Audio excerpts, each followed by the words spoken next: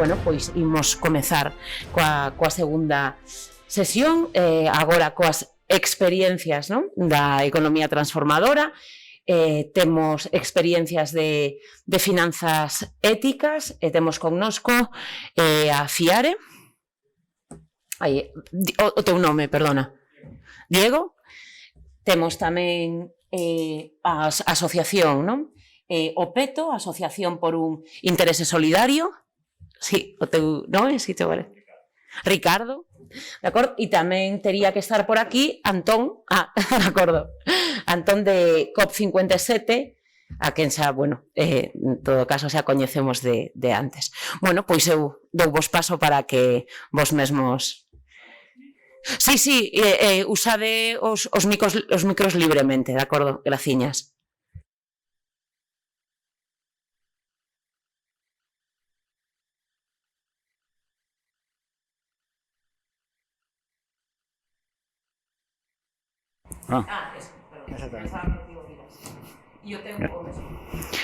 Bueno, pues nada, hola, boas tardes, nada, benvidos e gracias por estar aquí escoitando un pouco o que vos imos a contar acerca das finanzas éticas como un dos, digamos, elementos que se poden empregar como unha ferramenta, digamos, máis para construir unha economía diferente e tamén un mundo diferente, non?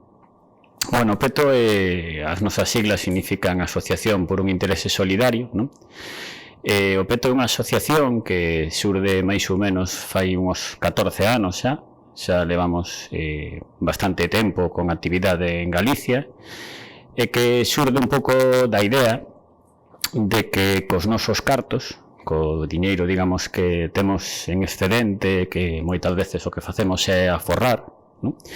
Pois podíamos empregalos para poñelos a disposición de persoas que tiveran proxectos de autoemprego, fundamentalmente, que eses proxectos de autoemprego estiveran, digamos, dentro do que chamábamos economía social, ou polo menos que serviran non só para conseguir que eles, a través do traballo, se integraran socialmente, sino que tamén supuxeran unha mellora, algún tipo de mellora no ámbito local no que se desenvolvían, e que esas persoas, ademais, en moitos casos, o que observábamos era que era imposible que accederan a un financiamento na banca convencional, non? Detrás deste plantexamento, pois o que había sobre todo era unha reflexión acerca do diñeiro, acerca de como funciona a economía, e un pouco a idea de que era necesario cambiar o modelo social, non? É dicir, non se trataba só de realizar eso na práctica, sino que ao mesmo tempo eso implicara unha serie de transformacións mentais e que se fora difundindo un pouco a idea das finanzas éticas e dunha economía alternativa, non? Eso, de feito, foi unha das razóns fundamentais que levou a moitos membros do PETO a participar e a asociación no seu conxunto a participar activamente no que era a difusión, por exemplo, do proxecto Fiare, non? En Galicia, e un pouco a intentar implementalo, non? Vou explicar moi brevemente como funcionamos, non? Porque creo que é máis interesante, mellor que despois vos podades preguntar todo o que queirades acerca do que facemos, por que o facemos e incluso tamén cales son os resultados, non? Bueno, non só o que facemos xuntar cartos a través dun, digamos, sistema de participacións. Para facerse socio do PETO, o único que hai é que depositar na conta corrente do PETO 60 euros. Con eses 60 euros, ou múltiplo de 60, pois se convirte en socio do PETO. Convertirse en socio do PETO significa que ten capacidade de decisión, de votación e de xestión como calqueira outro membro do PETO, independentemente da cantidade que esa persoa depositara. É dicir, que unha persoa pode depositar 60 euros e outra persoa pode depositar 600.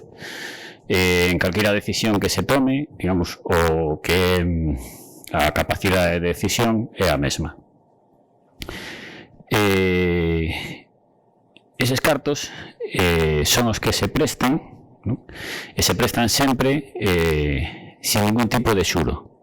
vale? É dicir, nos os cartos que prestamos, o que chamamos axudas económicas a proxectos, son devoltos por os, digamos, beneficiarios desas axudas, pois, na súa integridade, pero non teñen que aportar ningún tipo de interese en ningún período de tempo. Con eses cartos, o que fomos facendo en todos estes anos foi financiar diferentes proxectos. Moitas veces eses proxectos foron proxectos que saíron adiante e que de alguma maneira posibilitaron a integración de persoas que non tiñan acceso ao mercado laboral, non? E, bueno, en outros casos son proxectos que fracasaron, que non foron adiante.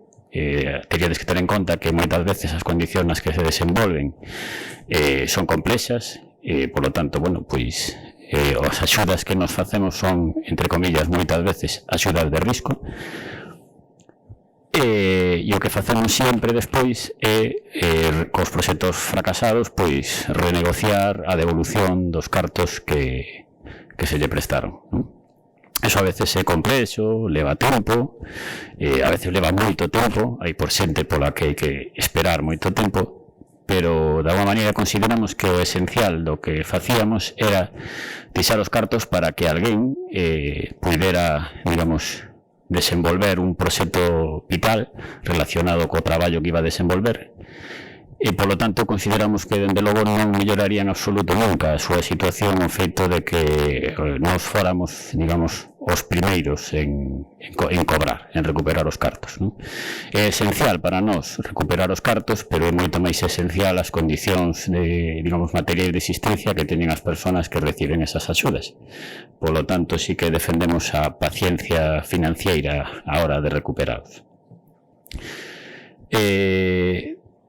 Hai unha xunta directiva do PETO na que eu pertenzo, que, digamos, sería o grupo de persoas que somos máis activas no que sería a xestión dos proxectos e que somos os encargados primeiro de recibir eses proxectos e facer unha primeira avaliación, e unha vez que pasa unha avaliación positiva por parte dos membros da xunta directiva, é dicir, que creemos que ten unha viabilidade ese proxecto, a veces chegan a nos proxectos que carecen por completo de viabilidade, é dicir, en ese caso rexeitamos porque son proxectos que o único que farían é empeorar a situación económica da persoa que os pretende desenvolver. Cando cumplen os requisitos, digamos, que permitirían pensar e avaliar colectivamente digamos, a entrega dese diñeiro para poder realizarse, pois normalmente o que facemos é consultar, salvo que vexamos moi claro, se temos alguma dúda, intentar consultar o que sería o conxunto dos socios do PETO, non? Aí temos un problema, é dicir, hai socios que son moi participativos, hai socios que, digamos, son socios do PETO, pero que teñen aí uns cartos que casi, digamos, podríamos pensar ás veces que o que fixeron foi donalos, en vez de pensar e ter a conciencia de que os teñen aí invertidos nun proxecto de economía social e que deberían responsabilizarse máis deles, non? É dicir, preocuparse máis de que o que facemos con eles, non? Entón, en ese sentido, hai veces que, bueno, pois a resposta do colectivo de máis de 150 persoas que integran o PETO, pois, máis feble, non? E iso, basicamente, é o que facemos.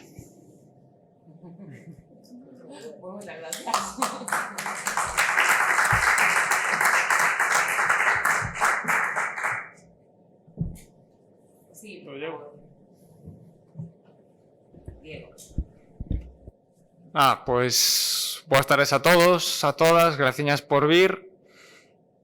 Me toca presentarvos hoxe Fiare Banca Ética.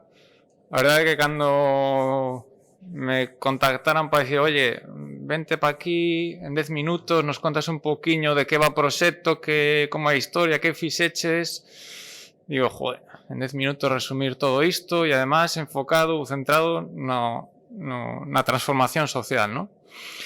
E de repente me din conta de que desde un principio eu creo que Fiare, o PETO, COP, calquera experiencia de finanzas éticas ao final ten un tronco común que queren transformar. Es decir, o que se trata é de poñer diñeiro a favor de outras persoas, de outras entidades, para poder transformar. E entón acordeime de cando empezaba eu en todas estas historias, non sei, xa hai 10 anos ou máis, non? Creo que empezamos aquí en Galicia. Ao principio non había nada, era ir por aí a unha charla como podía ser hoxe. As primeiras veces ni había presentación, as seguintes pois podíamos ter unha presentación deste estilo, na que decíamos que queremos construir un banco, queremos que sexa cooperativo, queremos que entre todos decidamos. Ao principio a idea era que fora un banco a nivel España, despois apareceu a posibilidade de facer unha cooperativa de crédito europeo, tanto en España como en Italia, gracias a xente de Banca Ética. Falábamos de que queríamos ter unha entidade transparente, na que a xente pudiera participar, e sobre todo iso, que queríamos ter conciencia de que calquer movimento económico ten consecuencias. Estábamos criticando un modelo que non nos gustaba e queríamos irnos a outra cousa. Pouco a pouco foise sumando xente. Aquí en Galicia pois chegamos a ter 250, 300 persoas que pouco a pouco foron poñendo diñeiro para poder crear esta cooperativa, e ao final, co paso do tempo, a verdade que miro para atrás e digo, joder, es que eso foi un crowdfunding en base a unha idea. A ver, teño que recoñecer que os promotores en España eran de Bilbao, pero crear un banco, como contas a día de hoxe, e te digo, oye, igual lo pensamos 2 veces antes de meternos en esto, ¿no? Pero tiramos para adiante. A día de hoxe, Fiare Banca Ética é unha realidade, é unha cooperativa de crédito que opera tanto en España como en Italia, con produtos financeiros tanto para persoas como para entidades. Eu creo que con un especial favor ou con unha especial atención sobre todo eso, ao tercer sector, porque o que nos interesa é poñer diñeiro a favor de outros para que eses transformen o noso redor, ¿no? A nosa contorna. E a mellor forma eu creo que de demostraros un pouco como pode Fiare Banca Ética transformar un pouco dando mostra do exemplo, ¿no? Hai moitas cousas que igual saen despois no debate, pero me quería centrar en 4 piares, ¿no? Ao final, Fiare recolle diñeiro, sesa de persoas, sesa de entidades, sesa de administracións públicas que deciden poñer ese diñeiro aí aforrado para que outros podan levar a cabo esos proxectos.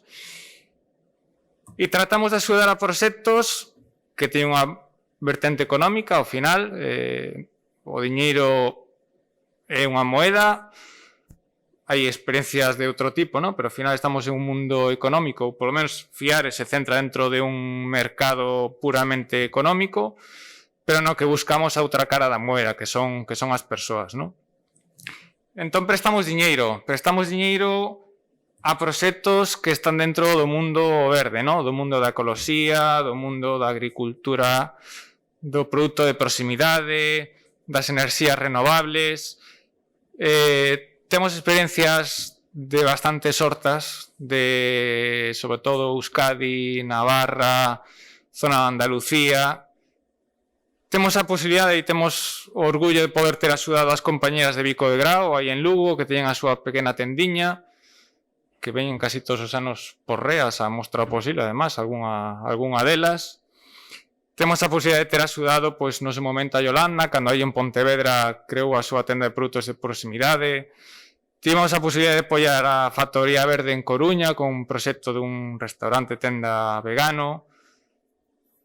Son moitas experiencias pequenas, máis grandes, que dan mostra de que, bueno, este tipo de proxectos teñen viabilidade e son unha alternativa.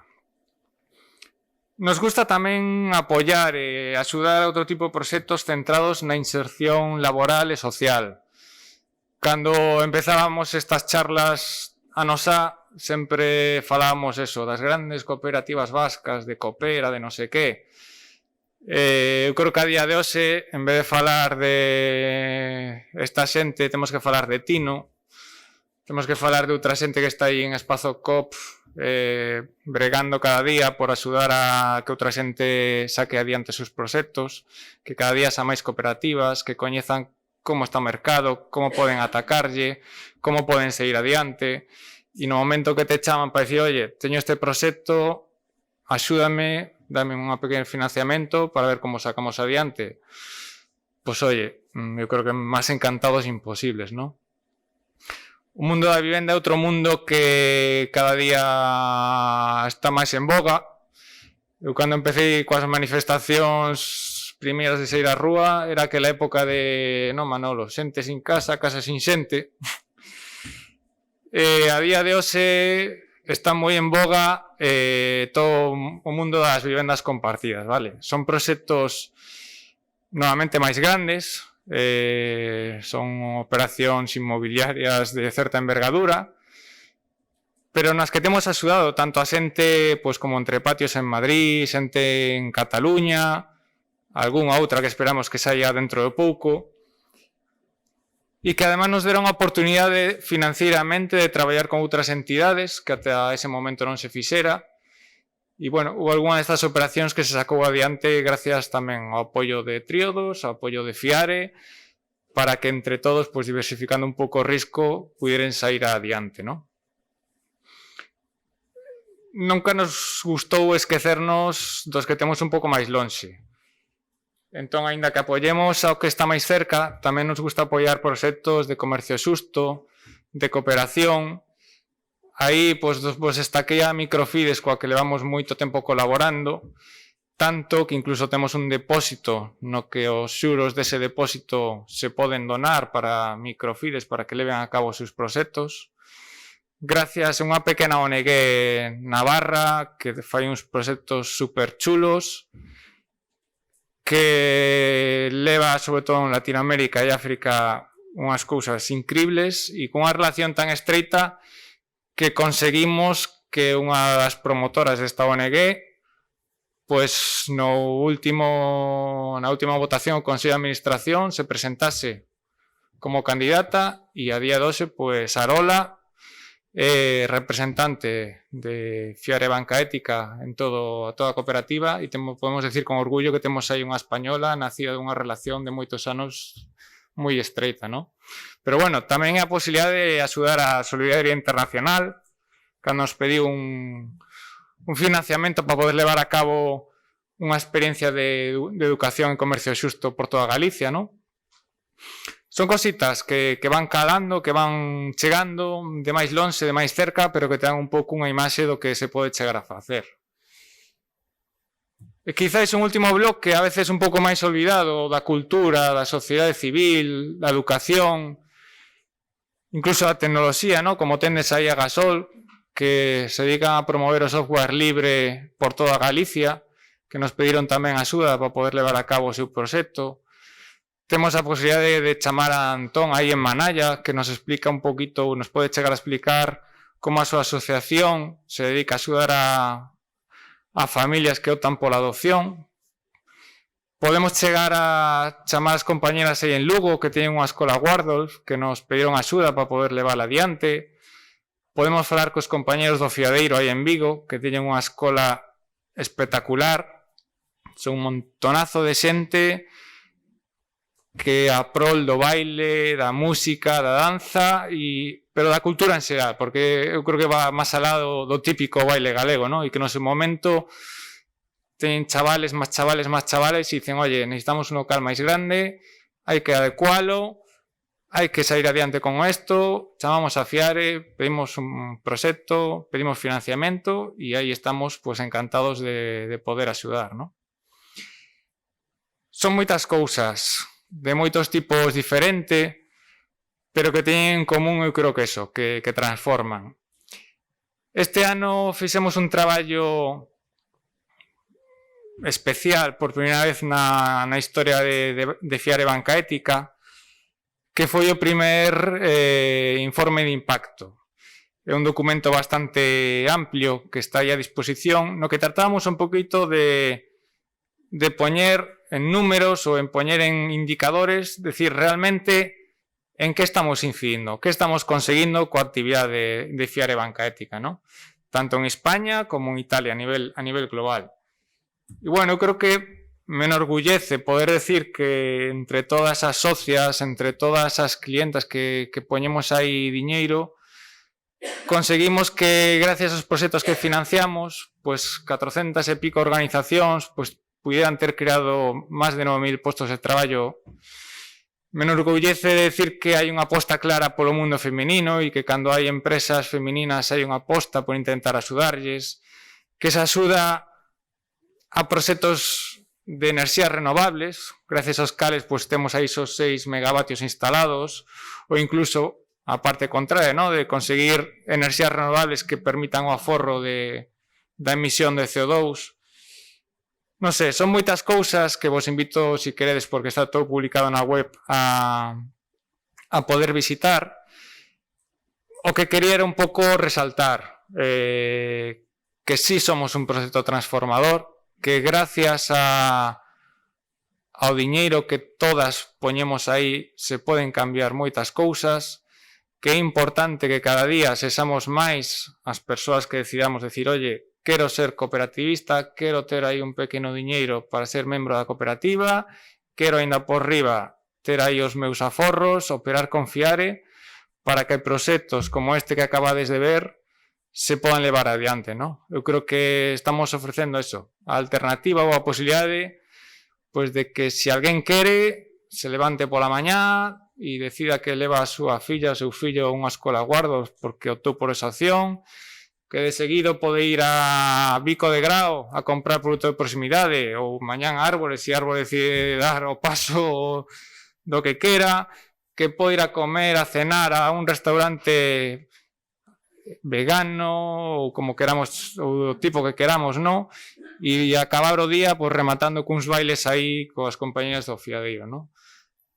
Eu creo que de eso se trata, de crear esa posibilidade transformadora de apoiar a proxectos que realmente están aí, que poden axudar a nosa contorna e nada, animarvos a que preguntedes moito despois e sobre todo a que investiguedes na web porque hai moita información, é un proxecto grande, de certa complexidade, pero como decía ou estaba aí nas primeiras transparencias, do que se trata de ser transparentes, así que tratamos de que a maioría de información este disponible para todos na web.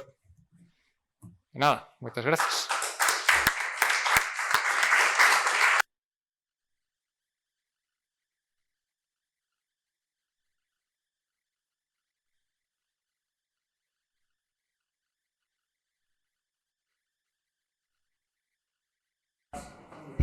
Bueno, pois entón agora imos con Antón Insua, verdade? Pois nada, iso de COP57, contanos, Antón.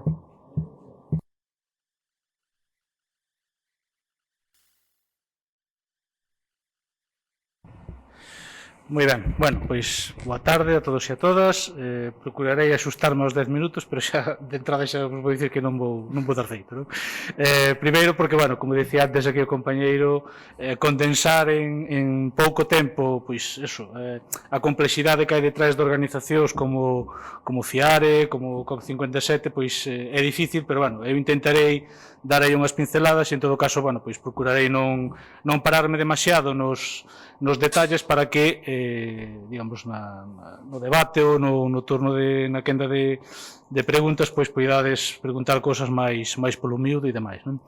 En todo caso, esta presentación queda a disposición da organización, supoño que a podedes descargar despois por calquera outro lado ou dispor dela, non?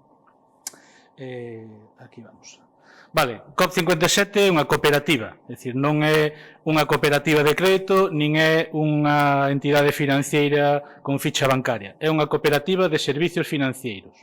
Entón, ese traxe, digamos, xa vai condicionar ou vai a definir un modelo tanto de xestión como de participación como de servicio que pode prestar á sociedade precisamente para eso que se pon aí abaixo, non? Que o obxectivo principal de COP57 50-7 a recoller aforro ético e tras canalizalo a través deso, dos seus procedementos e demais, a un crédito transformador, é dicir, que transforme un pouquiño a roda na que pois eso, o sistema actual económico e social pois nos ten, como decía antes Isabel na súa charla, nos ten embobados, non? Que nos fai seguir, nos fai perder dereitos, nos fai perder digamos, a perspectiva das cousas. Entón, calqueira, digamos, elemento que permita frenar esa roda na que estamos ou intentar darlle o xiro a outro lado, pois creo que vai ser, digamos, de feito, unha das funcións de COP, e para eso nace COP, non?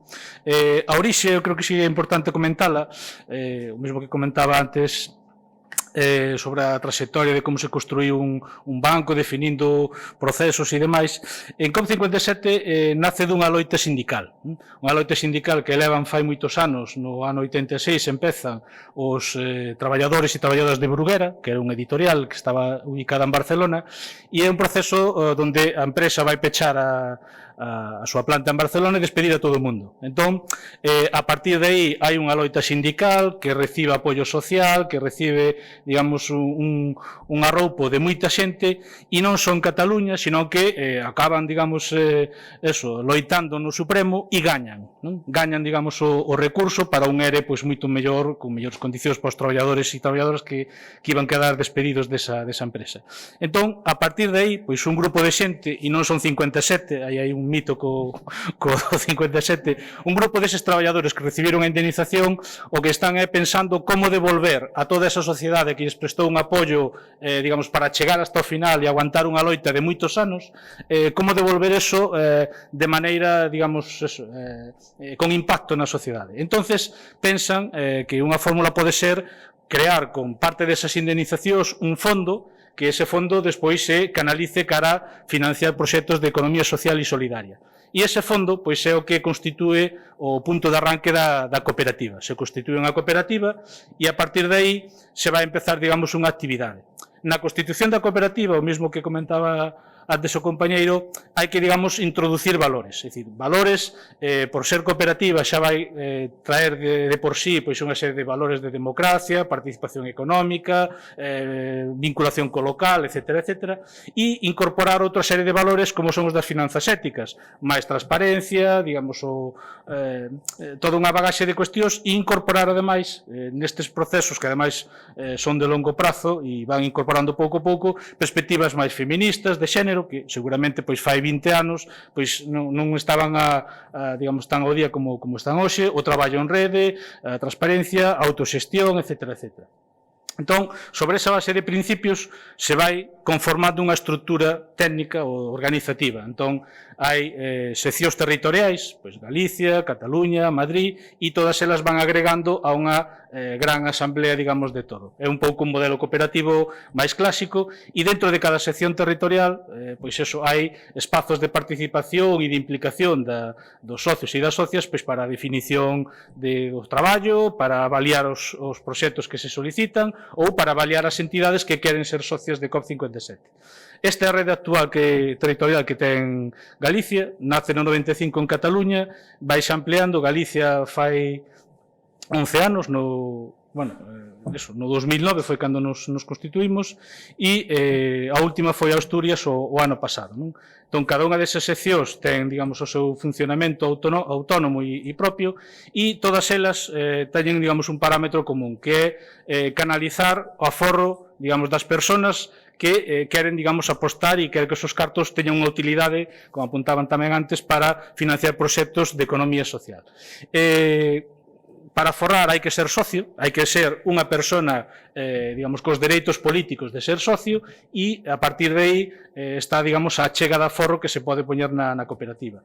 E todo ese aforro, pois, bueno, hai uns procedementos, non vou parar xa moito máis nesto, é un capital obrigatorio de 300 euros, e as chegas que se poden poñer de aforro, pois son 30.000 anuais e 200.000 acumulado como topes, non? E esa retribución, ese aforro vai ser retribuído cun xuro anual.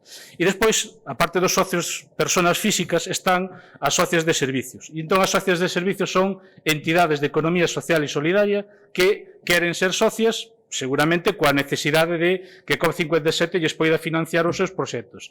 Entón, aí xa temos un primeiro elemento de exclusión. Nunca van ser socias de servicios de COP57, nin sociedades laborais, nin sociedades anónimas, nin en liñas xerais os autónomos. É dicir, son perfiles ou ben capitalistas ou non societarios, non colectivos, e o dos autónomos ten así algunha excepcionalidade, pois cando estamos pensando nunha explotación de un labrego en ecolóxico, en mercado social, que ademais está vinculado a redes de apoio local, etc., e que ademais ten o aval de outras entidades que xa son socios de COP. Aí hai unha excepción para que poida ser socio de COP57 e ter préstamos de COP57, pero, xa digo, non é o habitual. Aí estarían as figuras xurídicas aceitadas, todo o que ten que ver con economía social, en Galicia, ademais, coa figura Montes Veciñais e Mancomún, e despois outro tipo de asociacións e fundacións que, non sendo economía social, sí que tamén fan unha actividade económica, sobre todo no ámbito solidario. Novamente, para aí, pois, un capital social obrigatorio e, neste caso, unha cuota de entrada.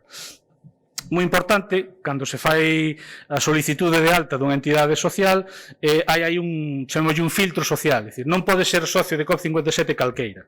Por moi cooperativa que sexas, ou por moitas mulleres que teñas na cooperativa, por moito que pagues igual os salarios, se te dedicas a facer bombas de racimo, non encaixas, non? Porque contradices principios de finanzas éticas, por un lado, e segundo, porque faz unha actividade que é nociva contra aqueles valores que defende a cooperativa, eso, de respeto á natureza, respeto á vida e respeto ás persoas. Entón, hai un filtro social precisamente para garantir que as persoas ou as entidades que van ser socias de COP57, usuarias dese aforro que está depositado aí, digamos, son entidades que, vamos a decir, merecen recibir ese aforro. Neste momento son datos de peche 2019, somos 945 entidades socias. Distribución territorial, aí está un pouco a distribución dos perfiles, cooperativas, asociacións e do ámbito sectorial no que se ubican esas entidades. E a nivel de persoas, neste momento son 4.371 persoas socias que, a título individual, pois eso, que fan é achegar a forro, ter esa distribución xeográfica, e estes serían os últimos datos do ano, digamos, 2019 en canto a número de entidades e persoas socias que acumulan cada un dos territorios. Aquí en Galicia somos das máis pequeniñas, a pesar de levar xa deses 10 anos, 41 persoas socias de servicios e 148 socias colaboradoras. Entón, bueno, se queredes incrementar e axudar a incrementar eses números, estamos encantadísimos de que así sexa. Estos serían, digamos, grandes números do aforro que ten captado COP57 a nivel global nos últimos anos. Vedes que a cifra, quitado o capital social, que xa é unha cuestión obrigatoria, todo ese aforro que se quere canalizar aí vai aos 39 millóns de euros e para financiarse, poñemos aquí, COP57 ten varias fórmulas para facelo e neste momento o que ten prestado son 21 millóns de euros, é dicir que casi 22. Dos 39 millóns só temos prestados 22 millóns, é dicir, e iso, entre comillas, é un problema que tamén lle pasa á banca ética en España e máis en Europa, que hai moitísima conciencia social para poñer o aforro e quitalo das banquias, das ratos e de toda esa mierda que hai aí, pero despois hai poucos proxectos, hai unha certa aversión ao risco, a endebedarse e despois eso, tamén hai unha certa, digamos, responsabilidade por parte das entidades en que se financian proxectos que son socialmente interesantes, que son sostibles ecolóxicamente, pero teñen que ser económicamente viables. Porque se non son viables, ao final, as outras dúas perspectivas tamén se van caer. Entonces temos que buscar un PAC, precisamente a banca tradicional só vai mirar a rentabilidade económica e importará ben pouco a social ou a medioambiental. En cambio aquí as miramos, digamos, con unha certa perspectiva integral, ¿no? Aí, bueno, pues, esa é unha plantilla, unha ficha de cal serían os procedementos para incorporarse e que, bueno, que unha vez que as entidades teñen un préstamo, pues tamén van ter unhas condicións, neste caso sí que hai xuros, precisamente porque todo o que, digamos, se canalice e eses xuros ou eses ingresos o que van a permitir cubrir unha serie de gastos que é a estrutura que hai detrás de COP57 a nivel técnico, de unha páxina web, de non sei que máis, o mesmo que nun banco, pois tens que ter personal que atenda unha oficina e tens que ter, eso, oficinas ou ben unha banca electrónica en condicións. Tipos de produtos que ofrece COP57. Podrías, por favor, deixar os produtos en un... Como? Os tipos de produtos. Préstamos, vai estar a disposición, préstamos de investimento, pólizas de crédito, anticipos de facturas. Xa leo eu, pero que o pasaches tan a presa. Sí, porque os 10 minutos eran tirados. Non por eso. A ver, quería chegar ao final que é, digamos, onde estaban as experiencias. Bueno, aí hai, digamos, moitas liñas. Hai unha cousa eso que digamos, unha liña de diluir os riscos a través de eso, de Avalis, el Cargi, que é unha sociedade de garantía recíproca en Euskadi que traballa con economía social, agora Val Madrid e agora uns fondos europeos que se chaman EASI para, digamos, cobertura eso, de risco dos préstamos que se conceden a este tipo de proxectos. Estes serían os datos económicos do ano pasado, é dicir, que se deron 19 millóns de euros en préstamos, 305 préstamos, e aí vedes territorialmente e despois por sectores máis ou menos donde se ubicaron as cifras tanto de número de préstamos como de importes. E despois vos conto 4 experiencias de Galicia, onde estaba aquí 4 experiencias en Galicia. Unha delas é Numax, curiosamente hoxe sae nos diarios de que lle deron un premio polo uso do galego, non sei que máis. É unha cooperativa que se monta xa fai bastantes anos, e na que COP57 lle financia a obra de acondicionamento do local para cine e librería. É un cine, pero un cine que introduciu pois elementos de cine moitas veces alternativo, de autor, cine en versión original e todo, digamos, eses valores de trasladar un novo servicio e ademais con unha serie de características que van un pouquiño a contra do que está sendo habitual, neste caso na comercialización de produtos de cine, non? Entón, teñen esa liña e teñen outra liña dunha biblioteca, perdón, unha librería a uso, é dicir, que tamén é un proxecto, digamos, que introduce o valor da cultura como elemento diferenciador. Ten unha terceira liña que é o laboratorio, que sería pois o traballo de ideación e eso, de deseño de tanto das distribucións das películas como de outro tipo de traballos, e o que se importa neste caso que é unha cooperativa e xa está introducindo tamén outro valor que é a democracia na economía. Nos, bueno, aquí en Galicia valoramos moito eso, temos unha estreita relación con Espazocop, como comentaba antes tamén o compañero de Fiare, de que sí que é importante eso, que busquemos esos nichos donde poder ensanchar un pensamento distinto ao pensamento único. Entón, as cooperativas son un espacio perfecto, por qué? Porque aí hai democracia, queiras ou non, sexan de 2 ou sexan de 20 personas ou de 500, porque se teñen que poner de acordo, teñen que tomar decisións cos seus protocolos, pero teñen que participar democráticamente nesas entidades. Entón, para nós eso era un valor. Bueno, tedes aí as páxinas web, xa as tiña antes abertas, pero non me paro ahora neso, porque senón epa, agora sí que me fun. Se non me lío, están aquí. Unha experiencia, digo, que sería Numas. Outro proxecto que ademais tamén lle temos moito cariño aquí en COP57 é Milulloa. Milulloa eran 3 rapazas da zona de Antas de Ulla, un proxecto situado no rural que, digamos, apostaron por producir en ecolóxico. Unha delas tiña experiencia como bióloga, outra tamén, viñan da universidade e decidiron montar en Palas de Rei unha actividade que era, pois eso, inicialmente, pois producir grelos deshidratados para vender e producir eso, cremas e oleatos feitos con eso, con caléndula e tal, con produción sempre ecolóxica feita na súa propia explotación. Milulloa, incluso, algúns de vós coñeceredes a Mulloa, que é unha crema e unha crema facial, unha loción capilar e máis un leite corporal, non? E iso é en combinación con unha explotación que hai tamén en Palas de Rei, que se chama Granxa Maruxa, que igual vos sonan o das galletas Maruxa, ahora xa non están ali, ahora hai unha escisión, entón as galletas están por outro lado, pero a explotación que producen ecolóxico, con ese leite e máis con milrama e outro tipo de ervas que cultivan en Milulloa, fan este tipo de produtos que o comercializan baixo esa marca de Mulloa, non? Entón, ese é un proxecto, xa digo, moi emblemático para nós, porque foi o primeiro préstamo que deu COP57 en Galicia fai 11 anos, foi a Milulloa. Tiña unha póliza con a banca e o que se fixo foi convertir esa póliza con a banca nun préstamo con COP57 nunhas condicións moitísimo máis ventaxosas para elas e máis cómodas e non tan afogadoras, non?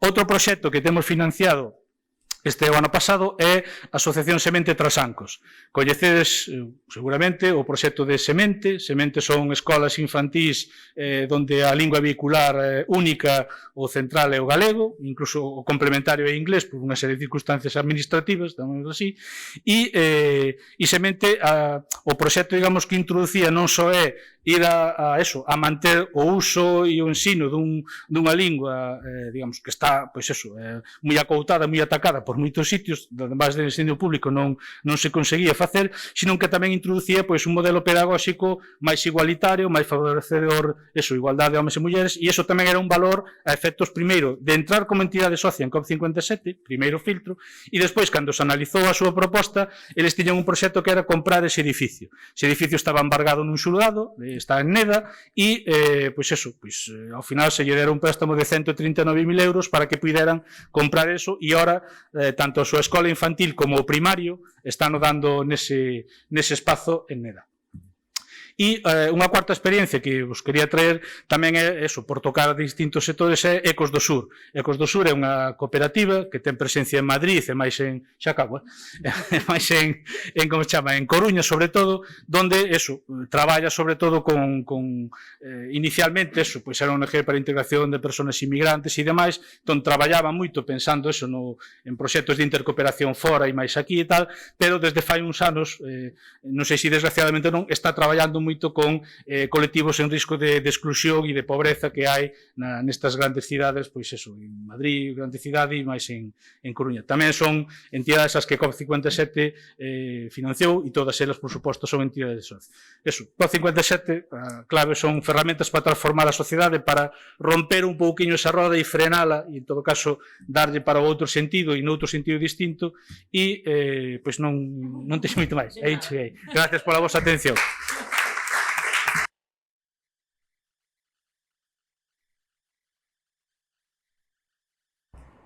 Bueno, pois facemos como na sesión anterior. Se hai algunha pregunta en concreto. Sí, por favor. No caso de COP57 está claro que si dan xuros, se piden xuros os préstamos. Perdón, un segundinho. Poderías facer un poquinho máis alto? Que no caso de COP sí que comentou que se cobran xuros, digamos, polos préstamos. No vosso caso non o aclarache. No caso de... Eu, polo menos, non o oín. E logo tampouco, no caso de Fiare, tampouco me quedou claro que tipo de condicións teñen que ter os proxectos para que Fiare os avale, non? Dixetes que proxectos sociales, pero que características? E logo teño outra pregunta, no caso do PETO está claro que non tedes ninguna remuneración polos préstamos que facedes. Nós temos un xuro negativo para os socios. Entón, xa, esta pregunta é só para eles. As persoas individuales con un proxecto, por exemplo, de vivienda energéticamente independiente ou dun proxecto que non sexa un proxecto económico, sino que sexa un proxecto de eficiencia enerxética, ou entraría tamén dentro dos proxectos subvencionables por vos, xa, é que non é no outro caso. Vale. Fiare ofrece servicios bancarios y como, bueno, sí que se cobra polos servicios, vale? Sexa, en algún determinado caso, comisión de mantemento da conta si toca ou da mantemento da tarxeta, dependendo un pouco das condicións de si eres persoa socia, si non eres socia, de si moves moito a conta ou non. Pois, por exemplo, eu son cooperativista, utilizo Fiare para casi todo, pois a mí, pola definición que temos feito dos produtos, pois eu non pago comisión de mantemento. Pero os préstamos si teñen xuros, é dicir, ao final, como decía Antón, intentamos asustar o máximo posible, pero a través das comisións e dos xuros é como conseguimos ese rendemento para manter a estructura das persoas que están aí traballando todos os días contratadas para poder seguir adiante. pagamos pouco aforro para intentar cobrar pouco polos préstamos. Esa é un pouco a idea, non? Sobre a forma de avaliar os proxectos, pois eso, hai, digamos, 4, 5 ou 6 grandes bloques. Como todo proxecto ten que ter unha viabilidade económica e unha viabilidade social. Hai unha avaliación económica que fai ao personal contratado que está na propia oficina, como en calquera outra entidade de crédito, porque ao final Fiare, que non o dixen antes, o sea, Fiare ten licencia bancaria, opera no mesmo mercado que o resto de entidades financeiras, coas mesmas condicións. Entón hai unha viabilidade económica que hai que demostrar, que hai que analizar unha serie de documentos. E despois está a viabilidade ou a evaluación socioambiental que chamamos. Esa é unha avaliación que facemos persoas voluntarias apegadas normalmente ao territorio. E, bueno, temos unha serie de cuestionarios con un montón de preguntas no que tratamos eso, pues de valorar diferentes aspectos, ¿no? Pues eso, desde equidade, pago de salarios, desde empregabilidade das mulleres, desde a estrutura, a forma na que se toman as decisións, cal é realmente o objetivo da entidade, do proxecto, e dentro deso, pues eso, va un pouco puntuando de maior a menor, dependendo un pouco do que se responda, ¿no? Bloques, pues todo que ten que ver co saltarse, digamos, o máis tradicional, todo que ten que ver coa agroecoloxía, co mundo verde, coa produción de cercanía, todo eso son proxectos financiables, todo que ten que ver con promover a cultura, promover a educación, a inserción social, non sei, a verdade é que hai proxectos ou hai posibilidade de proxectos moi amplios. O que se trata un poquito, como decía Antón, tamén de, en esas avaliacións, aparte que ti enchas un simple cuestionario, decir, oye, te vou a visitar, quen eres, que faz, pois te coñezo porque resulta que coñecemos os dous a Manolo, da non sei que, ese abrigo societario, ¿no? De rede, de decir, oye, estás na mesma rede ou estamos nas mesmas redes, si realmente estás dentro do que pode financiar Fiare. E respecto do proxecto individual, decirte que en España agora mesmo non é viable porque dentro dos produtos que ofrecemos aínda non están os préstamos persoais. En Italia sí que se está ofrecendo xa desde hai bastantes anos. É un debate que xa tivemos aquí, que a base social aprobou que era un produto que interesaba, que había que determinar en que circunstancias se daban, pois decir, oye, obviamente non é o mesmo proxecto que acabas de presentar, aínda que sexa a tua primeira vivenda, que alguén que se quere comprar a primeira vivenda na Castellana. E dices, bueno, pois non é o mesmo. Ese proxecto pode ter sentido para Fiare Banca Ética, outro proxecto para desembolsar 1 millón de euros en un piso, pois non ten sentido. Bueno, é un debate que tivemos, non podo poñer unha data, pero a decisión de que sí que se quere empezar a prestar a persoas está tomada. Entón, bueno, a ver se conseguimos que en breve se leve adiante. Sí, dúas cousas. Víades aí na proxección, na exposición, que o xuro que se lle retribúe as achegas voluntarias que fan os socios por riba do obrigatorio dos 300 euros se retribúe ao 0,10% anual. Se fai unha liquidación e a final de ano e aparecerá na renta, co súa retención e demais, non?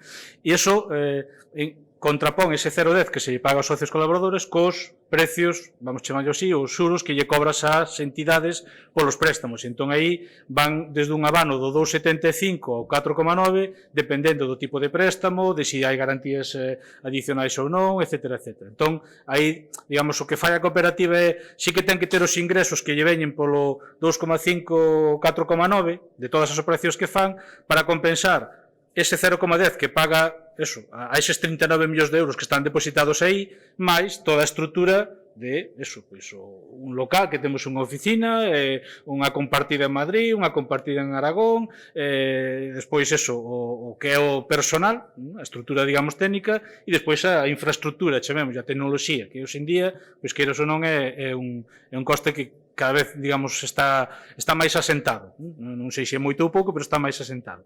Entón, esos son os xuros nos que se move. Entón, que pasa? Que todos os anos, en asamblea de cara ao ano que ven, se decide cal vai ser o xuro que se aplica tanto a unha cousa como aos préstamos. E iso vai en función pois, de como vai a cooperativa no global, cales son as expectativas de incorporación de novos socios, de cantos préstamos se van a conceder, etc.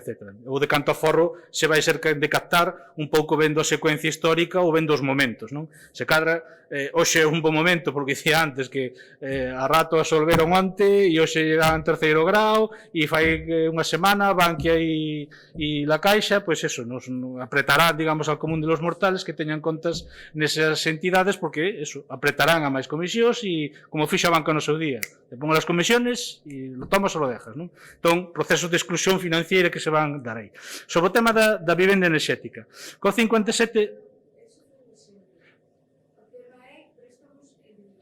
non, COP57 a préstamos de personas, non. No caso eso, de vivenda cuestións enerxéticas, no seu día se formulaba o tema da enerxía, cando houve un momento onde sí que estaba financiado pois a posta de paneis solares e tal, entón COP57 debanouse os sesos para ver, entre comillas, cal era o produto que podía ofrecer e era a dous suxeitos. Ou ben eran empresas instaladoras que eran cooperativas e que se dedicaban a eso, e entonces, como eran cooperativas, teñen un perfil social, non sei que, a súa actividade era, digamos, honesta e ademais eso, medioambientalmente sostible, porque se dedicaban a poñer instalacións de paneis electrovoltaicos e demais. Entón, se financiaba ou ben eses, ou ben se financiaba unha cooperativa agraria que o que quería era poñer na súa nave, onde tiña as vacas, quería poñer, que foi o primeiro proxecto de Son Energía, poñer, como se chama, uns paneis solares. Non? Entón, había eses dous suxeitos, pero personas nunca. E despois, no tema de vivenda, que xa hacemos por collelo colateralmente, COP57 só financia proxectos de vivenda en réxime de cesión de uso. Non vivenda en construción para propiedade, sino que é en construción para que sexa toda a vida que poida ser propiedade da cooperativa e, digamos, se alguén marcha, non marcha vendendo ou especulando, no peor dos casos, pero non marcha vendendo ou cedendo unha propiedade, porque a propiedade sempre vai ser da cooperativa. Entón, tamén aí, digamos, nese perfil se financian a proxectos colectivos. Sempre, digamos, COP57 financia proxectos onde hai colectivos detrás. Xa temos unha pregunta digamos, unha pregunta de Manolo Garrido, despois a... No, eu unha pequena reflexión e despois alguna pregunta, vamos a ver. Digo, estamos nun momento tremendamente complexo, que xa Carlos Marx nos enseñou que o capitalismo tende á acumulación, o que chamaron a uns actores modernos a acumulación dunha minoría e a desposesión da maioría. Digo, porque estamos aquí, temos que transmitir, estar conscientes de que é así e transmitirlo. E que quería dicir? Se dice en España como se cepillaron o 50% do vapor, que eran as caixas de vapor, que non respiraba mal, non sei que. No. Digo que dos partidos, PP e PSOE, foron creadas as condicións para que se cepillaran as caixas de vapor. E máis, nos costou 65.000 millóns de euros. Pero non só eso, sino que acabamos de asistir agora a outra concentración que vai a polo terceiro banco, e non só en España, vai a ser mundial, a concentración de Bankia, máis CaixaBank, donde, para recortar, Bankia nos costou máis 22.000 millóns de euros, entre todos. Entón, fijamos en que situación estamos. Entón, van a facer o que lles dé a gana.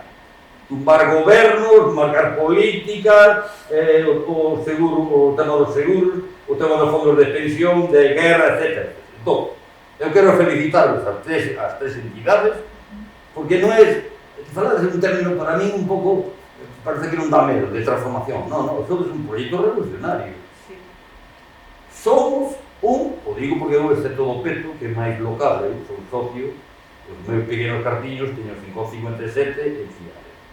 E somos, entonces quero incluirme, somos un proxecto revolucionario. Por qué? Porque somos os únicos que estamos facendo frente no campo financiero ao gran capital.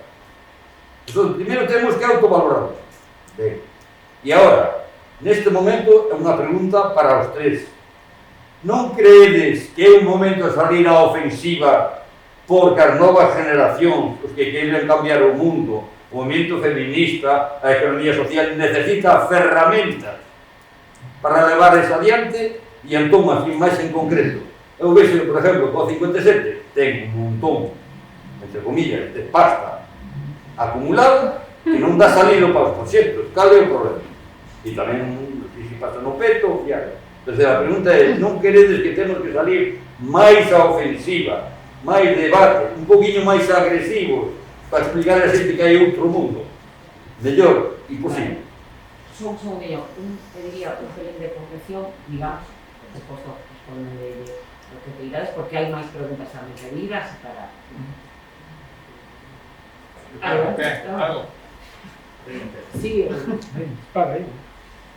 A ver, bueno, eu personalmente creo que non é un proxecto revolucionario. Non son proxectos revolucionarios, é dicir, son proxectos que están, digamos, perfectamente dentro do sistema. Solo que dentro do sistema, digamos, que podemos chamar capitalista, están dentro de un capitalismo sensato.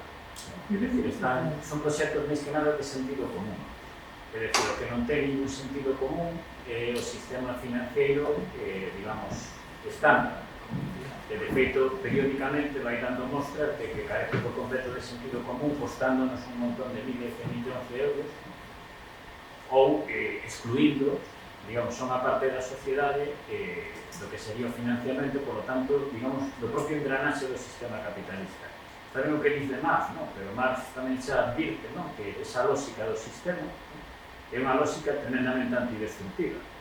É dicir, que proxectos que financiamos nós, en realidade frenan en parte eses mecanismos de autodestrucción do propio sistema. Que acabe sendo proxectos máis revolucionarios ou non, van a depender fundamentalmente tamén de dúas cousas.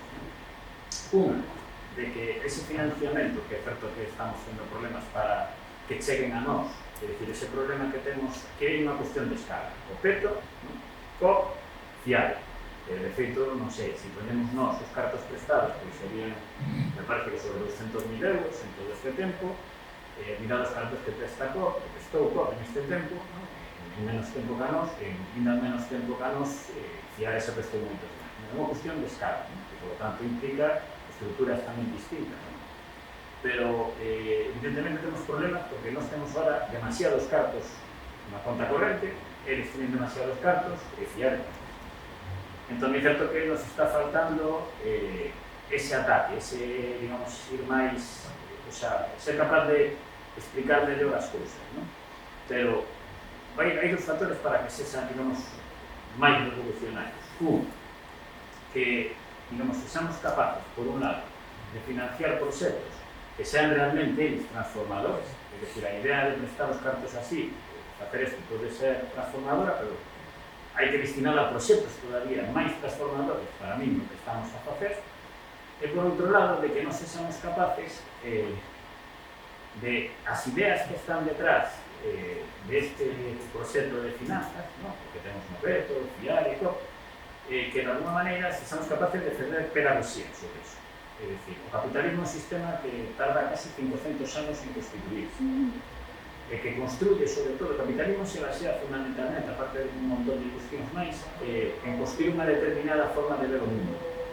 Construir outra forma de ver o mundo distinta, e, por lo tanto, creo que imprescindible, absolutamente necesaria, que sería, non sei exactamente que é, pero sei que ten que ser anticapitalista, é un proceso longo, lento, donde todavía creo que estamos empezando, desde fai décadas xa, pero que empezamos a traballar, ¿no? E a fixarnos noutros lugares que, de alguma maneira, foron resistentes, foron resilientes, ¿no? As comunidades indígenas latinoamericanas, que é un exemplo, foron resilientes á chegada dese capitalismo. Incluso, non sei, se pensamos en como vivíamos nosos avós, que todavía eran resilientes a eso, pois hai que, digamos, de alguma maneira, desandar tanto camiño que para que sexan revolucionarios, eu creo que esos dous factores van a ser esenciais, pero que non van a ser de hoxe para mañá, sino que, pero bueno, decía Lao Tse que un camiño digamos, de 1000 anos empeza co primeiro paso, ¿no? Que digamos, dar os pasos hacia onde queremos ir e non cara outro lugar, pero con calma, despacio. Sí, por favor. Brevemente, eu non collería se cadra a Karl Marx para ver que eso, onde está o fenómeno, digamos, da expansión capitalista, si é simplemente a acumulación. Vos recomendo, na feira iban a estar seguramente os compañeros de Catro Ventos, editaron unha traducción dun libro que me papei en un Plis Plus neste verán, o mundo explicado en 7 cousas baratas. Se podedes, Mercadio, facedes unha boa laboura con Catro Ventos, unha editorial galega que produce en galego e demais, e explica que a inercia do capitalismo é buscar novos horizontes, e a calqueira nivel. E nesa búsqueda de novos horizontes non é simplemente a acumulación da riqueza ou do capital, é a destrucción da vida, a destrucción do medio ambiente, ou non ter en conta nin as persoas, nin a vida, nin o traballo, do que falaba tamén antes Isabel na primeira charla, non? De desposuir, digamos, de todo eso a sociedade. Entón, nesa loita, é dicir, calqueira proxecto que veña e que precisamente o que dicía, vaya na contra de todo iso, que defenda a vida, que defenda as persoas, que defenda a naturaleza, que defenda o traballo digno, que defenda, etcétera, etcétera, vai ser sempre un proxecto financiable desde o punto de vista das finanzas éticas, de COP, do PETO e de FIARE e das que haxa, sempre. Sobre a ofensiva, é dicir, é que eu creo que levamos moitos anos de ofensiva. É dicir, por exemplo, COP27 fai un ano, aprobou entrar nunha actividade económica que non é prestar aforro e destinalo a préstamos a entidades de economía social. COP27 abriu unha liña que foi comprar suelo e comprar chan en 2 sitios en Cataluña, foi as primeiras experiencias, para evitar que ese chan fora obxecto de especulación, por un lado, que ese era o perigo, e sobre todo para que fora un chan posto a disposición de proxectos comunitarios. Xeración de cooperativas, economía social, comunidade, o que nos falaba antes Isabel, e entonces COP27 se fai garantista ou reservista dese espazo para poñer a disposición do común. E entón, eso vai en contra da lógica da historia, de como funciona isto. Entón, xa digo, levamos moito tempo pensando en que estrategias temos que facer para ir á contra do sistema, o de financiar vivendas en réxime de cesión de uso e cohousing e todo eso, é algo moi reciente aquí no Estado español tamén. Por Europa adiante sí, pero aquí non. E iso tamén vai na contra moitas veces se hai proxecto social detrás do tal. Co cal, eu non creo que estemos parados levando a hostia dun lado e levando a hostia do outro. Eu creo que vamos na capacidade que cada un ten rompendo, digamos, a inercia na que nos puxeron.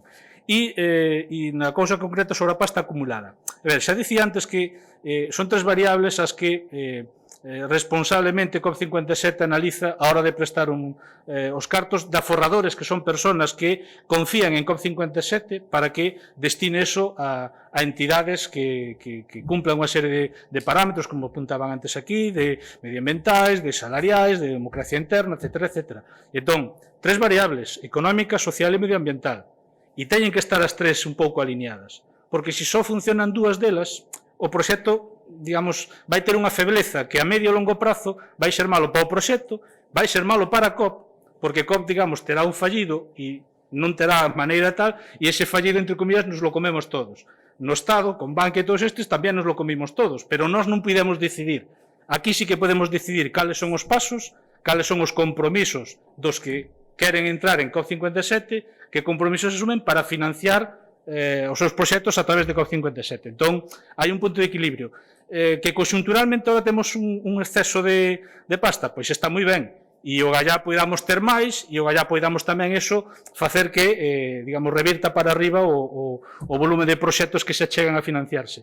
Pero date conta, cando foi o momento da crise, do golpe do 2008, COP27 aí seguiu dando préstamo a cañón, bum, bum, bum, bum, bum, e esa marxe estivo moito máis estreita entre o que tiña e o que non. É dicir, entre o que prestaba e o que tiña de aforro. Estivo moi ao límite. E ainda así seguiu prestando aforro, e sabedes que as tendencias sempre é a alza. E iso lle pasa tamén a FIARE, sempre é a alza. Por qué? Porque tes moito stock e iso facilita que haxa, digamos, cartos para prestar. Dache unha seguridade que tes ese colchón tamén. Entón, por eso digo que teñamos pasta acumulada é conxuntural agora, e ven sendo conxuntural nos últimos anos, pero houve os anos así duros da crise onde se fixe un esforzo por seguir dando préstamo e a diferencia non era tanta. Entón, bueno, pois, efectivamente, pois, o gallá houvese moitos proxectos de economía social, moitas sementes tal, moitas milulloas, moitas numas, moitos Solidaridade Internacional e moitos proxectos que necesitan, bicos de grau, que queiran proxectos destes, pero eso tamén ten que nacer de algún sitio, ten que nacer da sociedade, dos colectivos, das persoas que se xuntan e lanzan proxectos para eso, para sosterse económicamente porque é un autoemprego ou para xerar dinámicas de inclusión social, etc. etc. Nada, simplemente por dar así unha pincelada que sí coincido no que se comentou, casi unha experiencia máis persoal, e que eu creo que hai que dar a entender que estas experiencias non é un todo vale. Aquí non é que a mí me denegaron o préstamo a banca e vou a COP, a Fiare ou o Peto a ver se me dan o préstamo. É dicir, isto son outra cousa. Isto é apoiar unha serie de proxectos, como acaba de dicir Antón, cunha serie de particularidades. E eu non sei moi ben por qué, pero temos aí un tema na cabeza co diñeiro que non nos sacamos, non? A veces é como cando decían que a morriña galega duraba 3 ou 4 xeracións. Pois eu creo que temos aí un tema co diñeiro que queredes montar un banco. Venga, anda, que iso é pa xente entendida. Onde está o traxe, a garabata, os semelgos e non sei que. Somos viables, está demostrado, podemos axudar, podemos ofrecer produtos, podemos ofrecer servicios. Eu creo que temos que intentar sacarnos esa percepción de que somos un chiringuito, porque aquí a xente, o tema do diñeiro, chega un momento en que, joder, preferentes, estou aí en a banca, te pelexas con eles, lle contas o teu proxecto e dices, joder, es que é super interesante, non sei que, te atopas ao cabo de 2 anos con eles, oye, que tal, como acabou o teu? Nada, firmei, me devolveron o diñeiro e pa onde te fuches? Non, sigo a banca. Bueno, pues somos reticentes ao cambio. Para o tema do diñeiro, somos reticentes ao cambio. E contra eso sí que temos que loitar. Non sei se educación cos xoves, como decía Manolo, decir, aí sí que temos que intentar dar caña para decir, oye, que non somos un chiringuito e que o diñeiro non é de entendidos, é de explicarlo ben, non hai máis que explicarlo ben, e de que se poden facer cousas.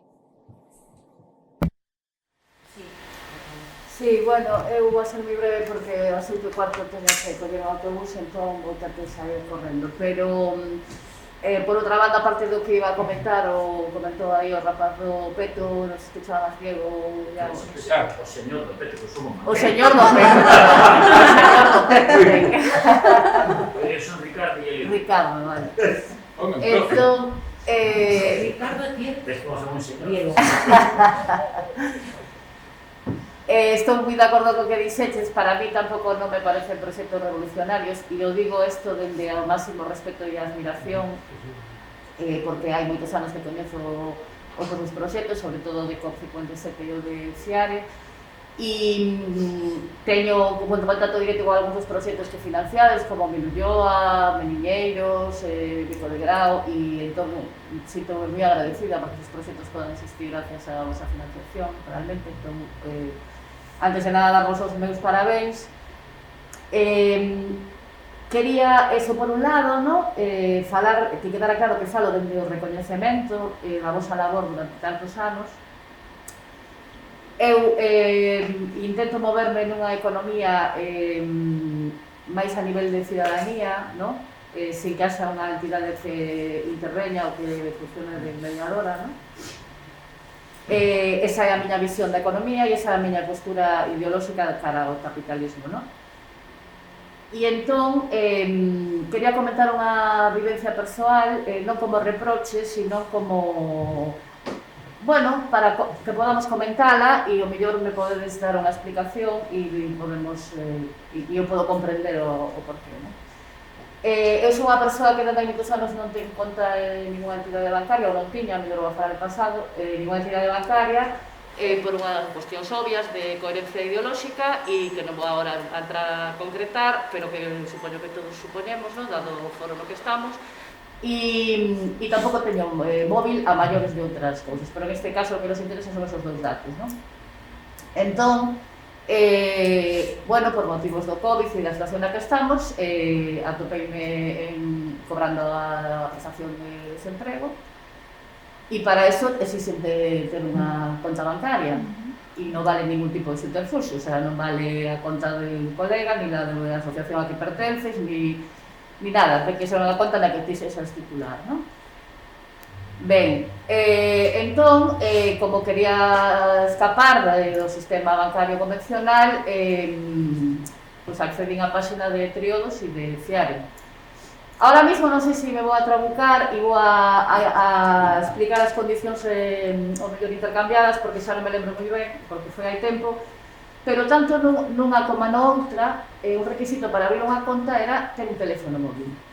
Sin dar un teléfono móvil non se podía avanzar no cuestionario da páxina. E na outra, que creo que era en Fiare, pero non estou moi certa, a máis do teléfono móvil, tiñas que facer unha transferencia dende a túa conta, dende outra conta corriente bancaria a conta de Fiare. Non sei se era Fiare en Triodos, e no outro, se fora en Triodos ou Fiare, tiñas que aportar un número, non facer unha transferencia, pero tiñas que aportar un número dunha conta bancaria da que fueras titular. Entón, bueno, atopeime nunha contradicción grande, porque eu acudín á banca ética para sentirme asistida na miña oposición ao sistema e non atopei. Entón, bueno, quería expoñelo e que me pudedes explicar porque se así, porque o mellor hai unha razón de tipo legal ou de tipo organizativo para que se sexa así, pero que me gustaría deixar no aire esa reflexión de se o mellor é un modelo que exclúe a un certo tipo de persoas que, como a min, practicamos unha economía moi de base e con unha postura moi digamos, fora dese patrón, non? Capitalista. Entón, bueno, ou un pouco fora, porque fora do patrón capitalista non estamos ninguén, non? Pero bueno, solo quería que pudiéramos comentar iso. Perfecto. No tema do teléfono, a verdad, non teño coñecemento concreto. Imagino que vai máis pola vía do tema legal. Porque entendo que tanto Triodos como Fiare como calquera outra entidade de crédito si que o Banco de España te exixe que as contas estean totalmente identificadas, que teñas a copia do DNI da persona, non sei que non sei cuánto. Probablemente o teléfono sexa un requisito, pero que vai un pouco parello esa contradición co outro que decías, non? No caso concreto de Fiare, eu creo que ahora mismo sí que se estaba pedindo ter un depósito inicial, non sei se eran de 200 ou 300 euros. No ese momento tamén preguntamos por esa historia. Desde a parte operativa nos dixeron que, bueno, foi unha decisión que se tomou porque se estaba notando que a xente abría contas, que non utilizaba despois a conta había que cargarlle a comisión, entraban números vermellos, non sei que, non sei cuánto. Pero sobre isto estou contigo que houve debate e hai debate, como tivemos hai pouco co ingreso mínimo vital, é dicir, como pode ser que a xente máis desfavorecida lle esteamos pedindo unha complexidade burocrática ou de non sei que para poder recibir o ingreso mínimo vital. E, de feito, dentro das persoas socias voluntarias, pues sacamos un pequeno manifesto, un pequeno escrito que trasladamos á parte operativa do Consello de Administración hai pouco, coa petición expresa de que hai que darlle unha volta a como achegarnos a colectivos moi desfavorecidos, no que a día de hoxe financieramente te obrigan a ter unha conta, te obrigan a ter un teléfono, te obrigan a ter de todo. Como podemos achegarnos a esos colectivos mantendo un pouco os nosos principios? É dicir, bueno, cada un pode ter a súa opinión, non? Pois eu personalmente digo, oye, se Fiare Banca Ética ao cabo do ano ten 100 millóns de beneficio, pois prefiro que igual 1 millón de euros se dedique a contas gratuitas para xente non sei que, ou non sei, por decir algo, non? Que ese escrito que fixemos foi un pouco nese estilo. Sí que se dá esa situación, o motivo polo menos do ingreso mínimo que nos deron foi ese, e sí que te podo decir que concordo personalmente, e hai moita máis xente que concorda en que hai que buscar alternativas de como conseguir confluir e manter a legalidade e que non salten as alarmas no Banco de España por cousas que faz, pero poder achegarte ás realidades que tratan de romper e que ao final é do que se trata, non? Non solamente apoiar a tenda ecolóxica, sino a persona transformadora. Unha cosa, sobre o tema do teléfono. Hai unha palabra, Guille, Sí, solamente é para a contestación da pregunta. Non é unha pregunta nova. Unha das operativas de FIARE na banca electrónica é que, por seguridade, moitas veces te vai a pedir unha clave que te vai a chegar un SMS ou un teléfono. Se non o tes, non o podes operar. E me decía, entón non te podes escapar de tal. Sí, te podes escapar. Aquí, por lo menos, eu coñezo a unha persoa que ten un teléfono nunha cooperativa de telefonía, que non é moi coñecida, pero sí que hai. É dicir, que podes traballando dentro da rede solidaria, podes traballar con unha compañía que te dé o servizo porque o precisas por túa seguridade e porque a operativa do banco da Xixi, pero non tes por que irte a Movistar ou Telecom ou...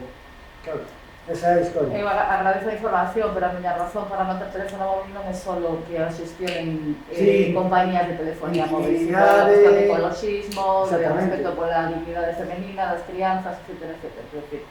Que en todo o proceso de producción, fabricación dun móvil e de comercialización entran un montón de factores nada éticos, nada éticos. Non, totalmente. Dentro do ecologismo, dentro do feminismo, dentro do respeto pola vida. Entón me dá igual que o xestione o Movistar, que non é igual, efectivamente. No caso de que tivera que tragar por aí, pois efectivamente faría por aí, como outra compañía, pero eu entendo que vayamos atrapada en esos procesos de la clave, el mensaje, o código, tal, sabes? Entonces, bueno, pero sobre os procesos de meter móviles que utilicen radón y todas estas historias, coltán y todas estas historias, tamén hai alternativas para ellos. Es decir, ojalá estuvieran afincadas no territorio, que fueran de producción dentro do que cabe de proximidade, pero tamén hai alternativas. Pero bueno, son cosas que hai que ir avanzando con un pouco. Sí, claro. Por eso fago esta comentario, para contribuir á construción de uns pequenos servicios. Sí, dous comentarios. Primeiro, máis na casa. COP57 non é un banco, non ten ficha bancaria, co cal, digamos, toda a súa operativa vai pivotar sobre os bancos que teña cada quen, é dicir, as contas que teña cada quen, non? E despois a pregunta do millón, bueno, pero se tes 39 millóns e deixache 21, onde están? En unha caixa forte ali en Barcelona ou no colchón da miña casa, onde está? Están en bancos. Que pasa? Que son a Caixa de Arquitectos, caixas rurais, tal, en Cataluña que ainda siguen sobrevivindo así bastantes caixas no sentido, eso, máis antigo da palabra, caixas de aforo, pois é aí onde están os cartos, físicamente, entre comillas, o de físicamente, porque tampouco é un enteleque, non están físicamente, non? Imagino que despois no nivel eso da propia operativa e das restriccións, claro, se ti tes a bancas, oficinas en cada esquina, efectivamente non, ainda tendo unha conta bancaria, non necesito un móvil porque non vou facer banca electrónica, ni necesito non sei que máis. Pero precisamente os proxectos que naceron no seu día FIARE ten 4 sucursais en todo o Estado español. Bilbao, Madrid, Barcelona e estaba Sevilla en proxecto, me parece que era. É dicir, COP57 non ten sucursais porque non é un banco. Entón, a ver, e iso xenera no fondo certas contradiccións? Pois sí. O mismo que hai en todos os procesos de loita, vamos dicir, ou de ir contra corrente, temos contradiccións, porque tes correo electrónico, verdad? Non, tampouco. Non tes ordenador na casa? Tampouco. Tes luz na casa, digo eu? Sí. Vale, con que compañía? Non sei, porque son alugada, pero creo que... Claro, e hai opcións. Sí, pero non depende de mí, sabes que é eso, pero non depende de mí. Eso, Sí, non se trata de analizar a coherencia. Sí, por eso que... No, pero digo que todo o mundo... No, por favor non me interpretes que estou... No, é dicir, quer decir que en todos os procesos é moi difícil construir mantendo unha distancia, porque nos lo explicaba Isabel, de que estamos nun mundo que leva, antes, 500 anos rodando dunha maneira hasta chegar a onde estamos agora, e estás dentro e tes que xogar con armas que che dá o sistema e intentar, digamos, que teñan a mellor saída posible, non? Entón, todo ten limitacións, e entón, pois, non o sei claramente, porque depende de que ti tiñas unha conta para poder facer transferencias entre comillas, a conta bancaria que tes en COP57, que non é unha conta de tarxetas, nin de domiciliacións, nin de nada, e a túa conta, é dicir, non hai outra maneira, porque non temos unha oficina onde che podo dar e coller os cartos cando ti queiras, non? É dicir que, temos as limitacións que o sistema tamén nos pon moitas veces, é dicir, non temos outra alternativa para poder funcionar de outra maneira, non? Sí, pois, sí. Vale. Bueno, ya, primero un comentario respecto a esto que estoy diciendo. Hasta donde yo sé, no lo digo al 100% de seguridad, pero vamos a mantenerlo de sí, en vuestro caso, si sois franco, cualquier persona que vaya a recibir una ayuda tiene el derecho de tener una cuenta y gratuita, por ley. Entonces, todos los temas que haya de teléfono y cosas aparte, entiendo que tienen que ver más con una cuestión que pueda ser interna de complejidades que haya. O sea, yo llevo toda la mañana gestionando cosas entre ingreso mínimo vital y me viene muchísima gente que no tiene ni cuenta, ni de teléfono, ni nada así. Y la verdad es que comentamos siempre eso y al final siempre acaba haciendo. Entonces yo entiendo que es algo aparte, pero desde luego cualquier persona que quiera puede tener, o sea, tiene derecho a tener una cuenta, si es para recibir. Pero bueno, esto, lo digo eso, no 100% seguro, pero creo que es así. Y ahora voy a la pregunta.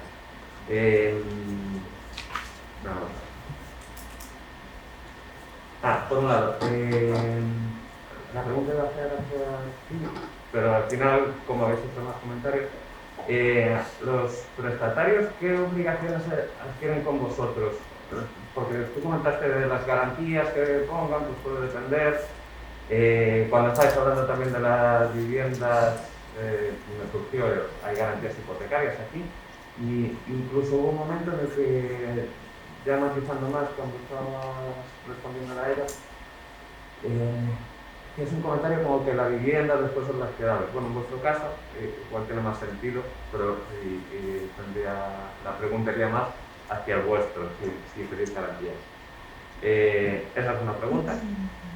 Después, de cara a los posibles asociados, también querría saber si alguien pues mete ahí los 60 euros o 6.000 o lo que sea, es contando con que es al fondo perdido o uno puede decir, bueno, sé que voy a tener este dinero durante como un depósito, voy a tener el dinero un año y dentro de un año lo puedo retirar o cómo va eso. Y ya lo último como comentario, simplemente, comentario de mi pregunta es, estáis 3 personas representan las 3 entidades que hacéis un trabajo que va muy en paralelo, en muchas cosas os digáis. ¿No es más interesante al final de algún modo unirse y ahí se pues, ahorrar gastos en promoción, en publicidad, en infraestructuras personales? Gracias. Bueno, los 60. No, los 60 euros no me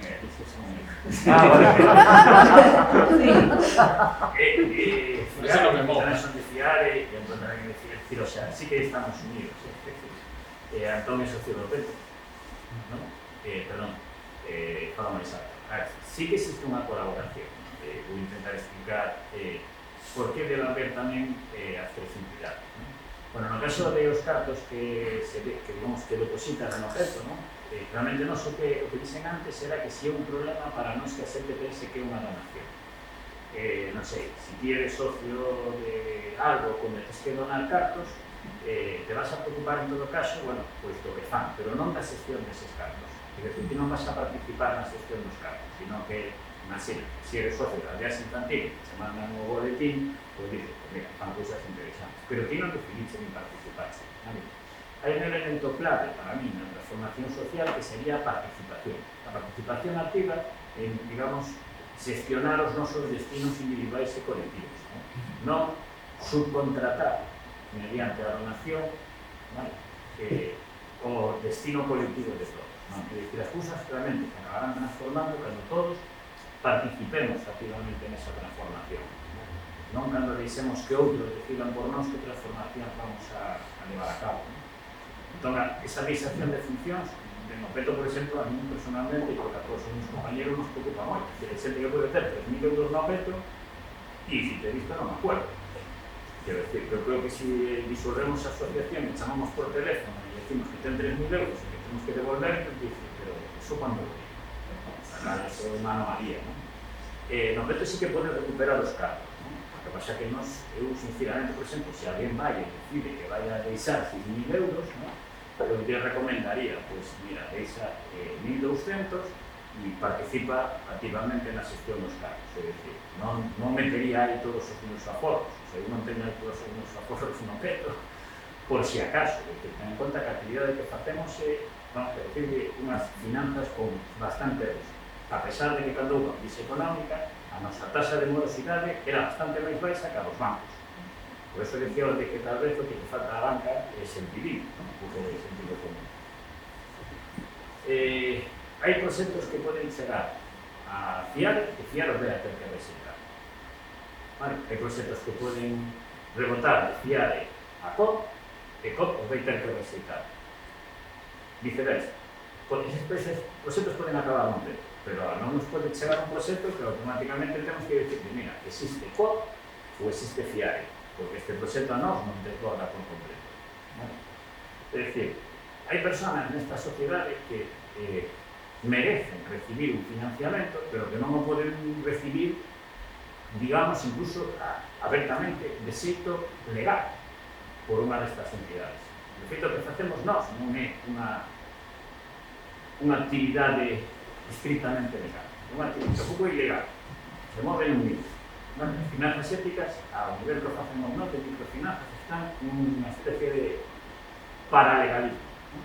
Entón, se alguén vai a necesitar 2.000 euros para comprar unha motosserra que precise no traballo para cortar no monte, e que le digo, non chegou a poñer a motosserra, non pode ir a pedirte a COP, porque non é unha cooperativa, entón, non pode ir a pedirte a FIARE, porque FIARE non pode atender un banco, non pode atender un préstamo de 2.000 euros dunha persoa que non ten ningún tipo de aval, mas que un contrato de repente de 3 meses, e o mellor pode pedir no peto. E o peto si pode decidir que a aposta pode ser por esa persoa. Entón, nos movemos en niveis diferentes, o que decían que das distintas escalas. Entón, son realmente mecanismos de transformación que poden estar intercompenetrados, ¿no? Poden estar coordinados, es decir, o sea, non nos aquí al final somos é o triste deste país, é dicir, que vas a non sei que rodita topas con outro, todo un trámite de que tamén aquí, pois sí, non? Pero que sí que hai esa conexión, é dicir, esa conexión é moi habitual incluso por conhecimento entre todos os personal. E eu creo que é necesario que existan todas elas. E despois que cada un se dedique, es decir, eu en FIARE sur estarán dicindo este tipo desapareció por completo. Non, necesitamos, despois, o momento que colaboremos, necesitamos cada un dedicarnos o noso para poder abarcar. Es decir, teño un estilo personal, eu estuve en FIARE ao principio de un xeito máis activo e ahora estou completamente como membro activo desaparecido, pues porque foi un momento e volví outra vez a centrarme en eso. Entón, sí que é necesario que existamos por separado e que haya estruturas referentes, porque ademais o propio funcionamento e o fin que perseguimos, sendo moi similar, necesita estruturas moi diferentes. Sí, eu, digamos, nesa liña, para non repetirme, veña, chao. Chao, graciñas. Eso, chegamos seguramente a máis sitios sendo como somos, que non sendo unha única entidade fusionada e non sei que máis. Entón, a ese nivel, as estruturas permiten chegar o que é a actuación, digamos, transformadora a máis sitios. E despois, o que si hai vinculacións pola base, que é o que estaba dicindo, eu son socio de e aparte teño a conta en e non sei que, pero, digamos, eu estou en COP57 a efectos, digamos, de outras historias. Entón, sí que temos a conexión, e hai a conexión pola base, hai moita xente que, eso, retroalimenta con Fiare, con Caixa Rural, con non sei que máis, con Tríodos, e xoga, digamos, nese ámbito de moverse nuns parámetros onde hai unha coincidencia tal. Pero son operativas distintas de uns de outros e se chega, digamos, seguramente a máis que non reducindo. Sobre os 60 euros ali, en COP57, unha persona sociocolaboradora, para ser socia, o mesmo que na cooperativa en Fiare, tens que, digamos, ter parte de capital social. E neste caso son 300 euros. E a partir de aí, o que eu decía, ti podes poñer 30.000 euros de aforro hoxe e para a semana que ven quitar os 30.000 euros de aforro. Ti eso os podes mover en calquera momento. Ao final do ano se fai a conta do 0,10% no 2020, dos 30.000 que estiveron durante unha semana neste tal e non volveron a aparecer máis. Bueno, pois eso dá tanto. E eso se liquida, se fai a retención e se ingresa ou na túa conta bancaria de referencia ou se deixan depositados, porque tamén o indicas así, en COP. O que non podes quitar son os 300, porque entonces deixarías de ser socio. E se queres quitar os 300, dices, mira, quero marchar porque necesito todo. Bueno, pois tens que solicitar a baixa e para poder recuperar os 300. O outro en calquera momento, e despois ten un trámite administrativo, chamemos así, de aprobar a baixa no Consello de Sección e devolvese tamén os 300. Non se soe facer nin liquidacións, nin retencións, nin nada. É dicir, que o que entra sai, o mesmo que para as entidades. Poñen 901 euros de capital social e 98 cuota de entrada. Esa non recuperan, pero os 901, no momento que queiran marchar, son moi libres.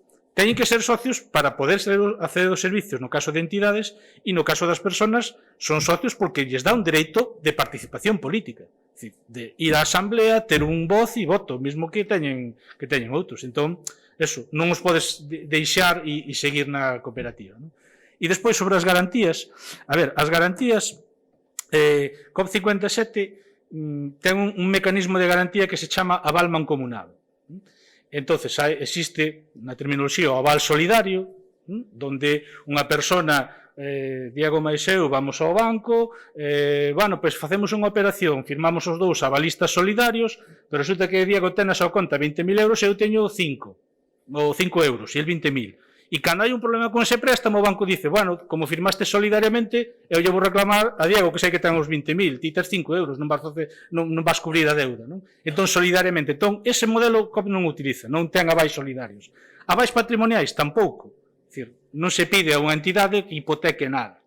Sí que se pide, cando son operacións vinculadas a inmuebles, a posibilidade de poder escrituralo, ou sea, de hipotecalo, no caso de que ti vexas que non estás pagando a cuota durante X meses e sin razón aparente. É dicir, que mesmo que non estés pagando, o primeiro que faz é renegociala, ver se hai algún problema na entidade ou non sei que máis, e se iso tampouco funciona, sempre tes unha posibilidade de... Pero nós non facemos contratos no notario, todos os contratos son privados, non hai un coste de notario tampouco, nin hai que facer un seguro de vida de non sei que, nin hai unha comisión de apertura de non sei cuánto. É dicir, cada quen ten as súas operativas. Entón, nós aí, no das garantías, pedimos o que é o aval mancomunado. O aval mancomunado é un papel que firma Antón Insa, avala a Árbore con 1.000 euros para o préstamo que vai pedir Árbore a COP57. E entonces son 1.000 euros. Árbore empeza a devolver o seu préstamo e chega o día en que Árbore dice, mira, non pode devolver o préstamo e fixen caput, pechei a tenda. Entonces, canto quede a pagar dese préstamo? Pois queda o 50%.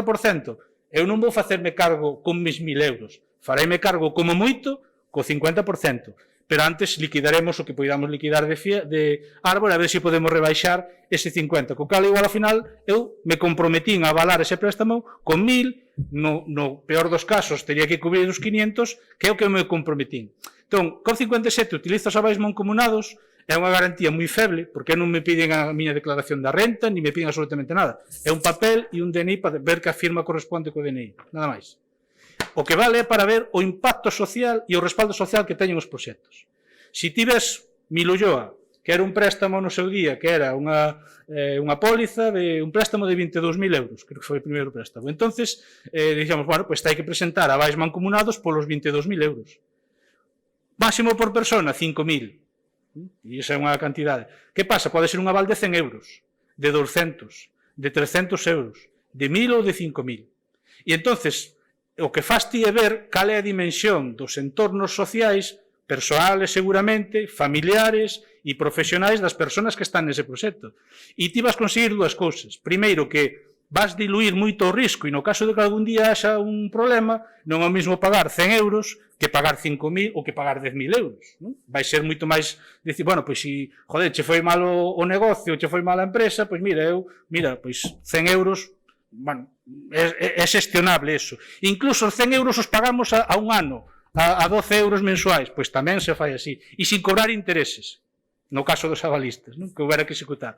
E segundo elemento, que ti, como dono do proxecto, cando busques os avalistas, vas a ter que contar o teu proxecto, a que te vas dedicar, cal é a tua actividade, e vas ter que contar que COP57 é unha cooperativa que che vai financiar e que che pide isto. E vas ter que contarlle que é COP57, porque se dices vou a un banco, xa sabes que é un banco, pero se é tal, tens que explicar. Entón COP57 está gañando dúas cousas. Está conseguindo diluir o risco dese proxecto, a priori, e está conseguindo espallar, digamos, dunha maneira indirecta o discurso o que se fai. E despois hai outro tipo de garantías que xa son, digamos, vamos chamar de negociación política cos administracións e con demais. Por exemplo, en Cataluña, a Federación de Cooperativas de Cataluña ten un fondo, cos fondos de formación que se devolven e os fondos de cooperativas liquidadas, ten un fondo de pasta.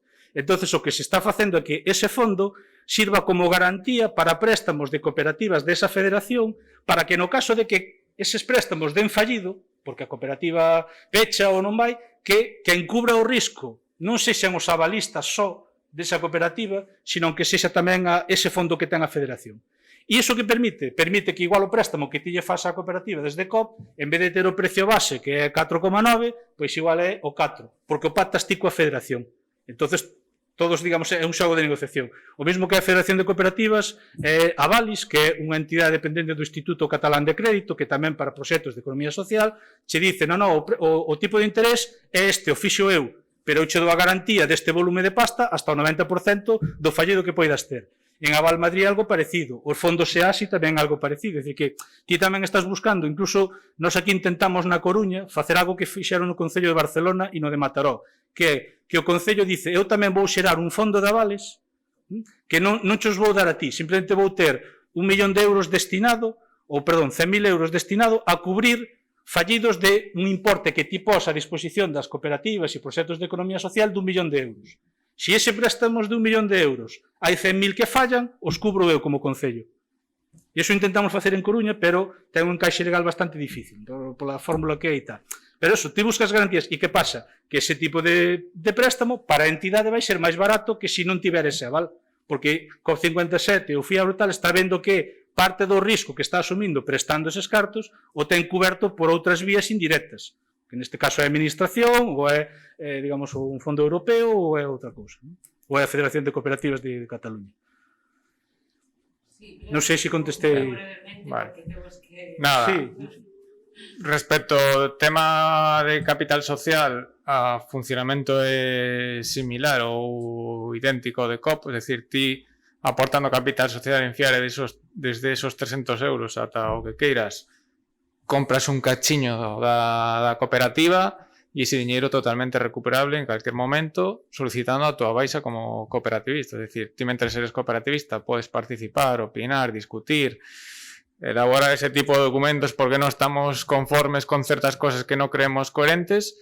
No momento que pola cousa que es esa teñas que marchar ou decidas marchar, solicitas a baixa e ese diñeiro é recuperable. Ao final é casi como se fora un depósito, ¿no? Aí a plazo que non se remunera.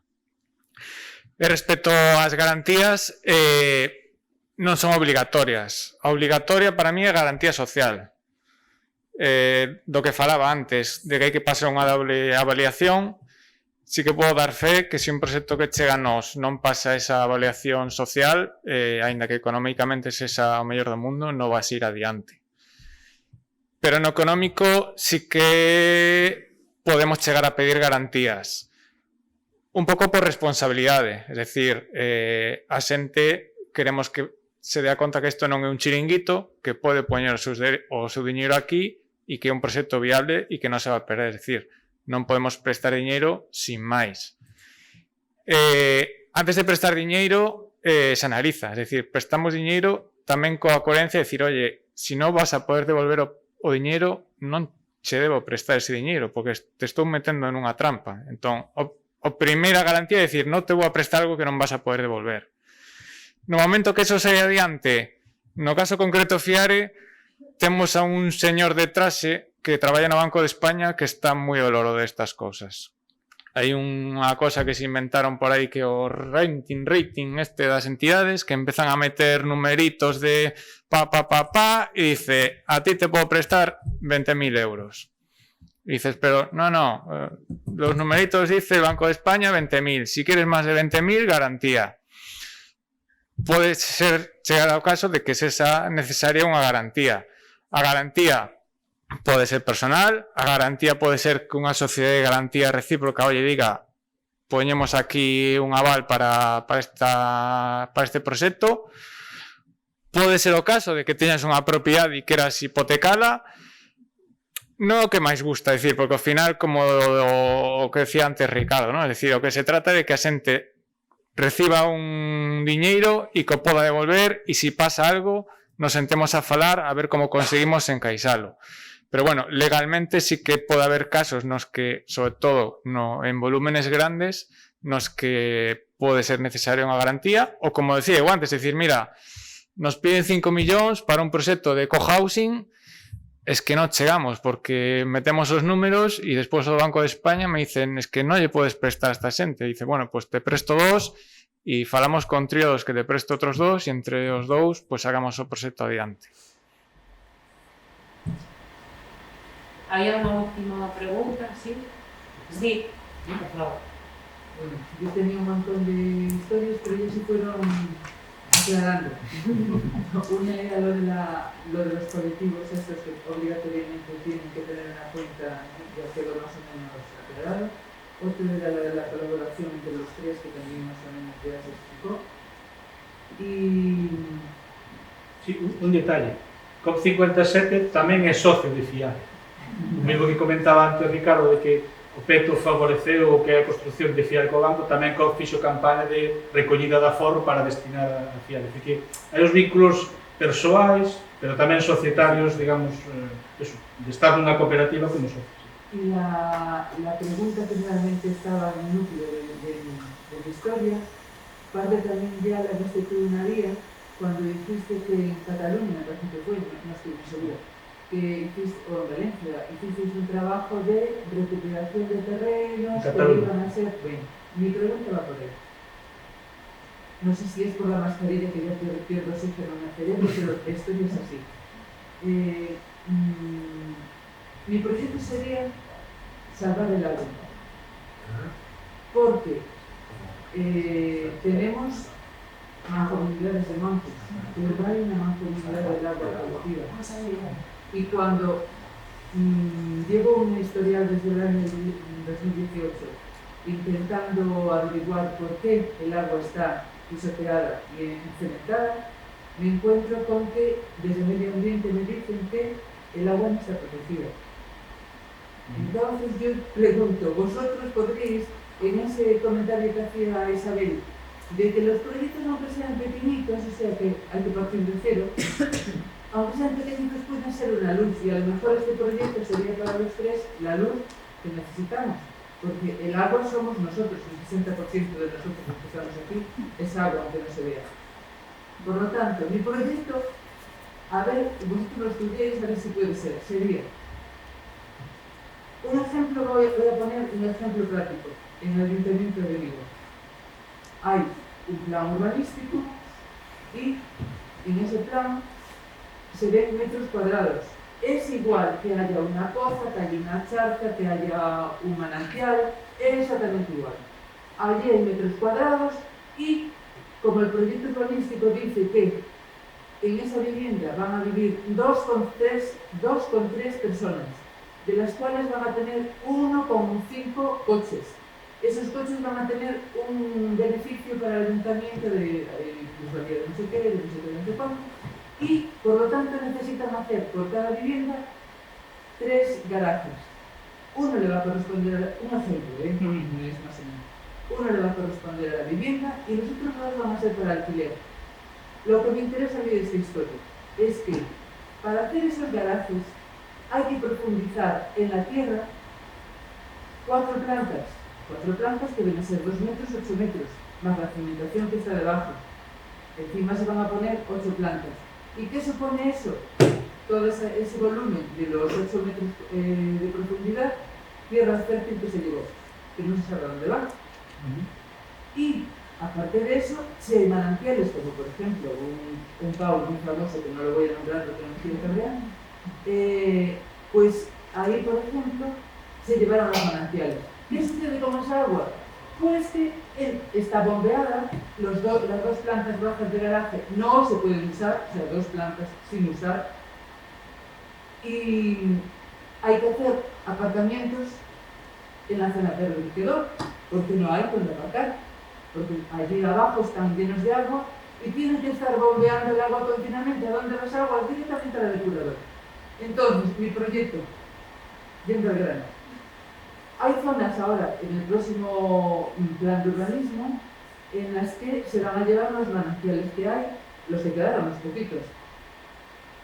Yo propondría, dentro de vuestro trabajo entraría el comprar, alquilar, arrendar esas zonas donde están las aguas para que se vea que hay gente con sentido común que valora la vida y que se puede salvar. Ese es el problema. Claro, explicar e poñer o titular pode levar ao engaño ou a percepción de que eso, pois, podemos destinar sin máis a unha inversión, entre comillas, social e medioambientalmente interesante e non sei que máis, sin nada máis. Eses proxectos de Cataluña, eses 2 suelos que comprou COP57, non foi unha decisión de vamos comprar estes suelos para evitar a especulación, non, é porque os propios, digamos, entidades asociativas dese territorio son as que dicen axúdame ti, porque eu como entidade asociativa non podo pedirche un préstamo de 500.000 euros para despois eu devolvercho, non teño esa capacidade, pero que si teño o compromiso de, como asociación, se ti o compras e o salvagardas, eu aquí podo xerar actividade económica, non sei que, non sei canto. É dicir, que hai un proxecto social detrás. Ti tes unha idea moi interesante, me parece moi loable, pero dime, e quen vai estar con ese proxecto respaldando e sostendo eso despois? E con que uso social? E como se vai xestionar esa auga? E eses manantiais poñemos poñer auga pública para que sirva, digamos, a unha rede de abastecemento pública de persoas que viven ali ou que podan vivir en... É dicir, se hai un proxecto máis alá e hai unha entidade social, unha ou moitas que queren, digamos, traelo, pois hai que traelo, estudiamos e miramos. Pero, é dicir, nos últimos 2 anos, é o tempo que levo máis ou menos na xestión da Secretaría Técnica con 57, veñen moita xente con moitos proxectos interesantes, algúns máis elaborados, outros moi pouco elaborados, e en todos eles, joder, eu estou, venga, tirando deles incluso. É dicir, porque vexo que eso, que son interesantes socialmente, que teñen un non sei que máis, pero que despois ves tamén a febleza de, cantos, somos 2, eu e máis a miña muller.